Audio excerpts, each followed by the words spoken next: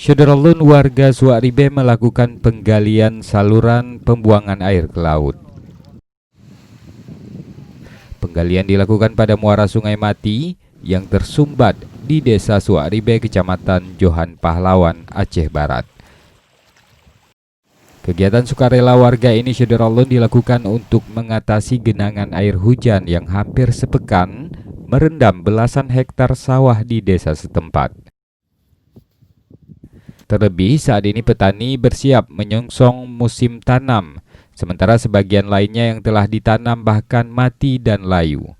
Adapun saluran yang digali mencapai 150 meter dengan lebar 1,5 meter.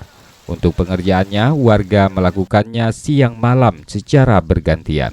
Sementara di sini kalau lebat hujan ini airnya tidak kemana menurun kalau bukan ke laut. Jadi semua ini banjir.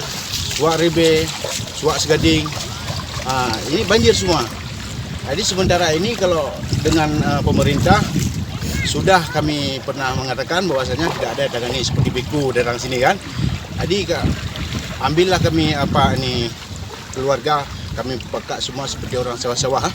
Jadi untuk menggali ini supaya air jangan ada lagi di kampung.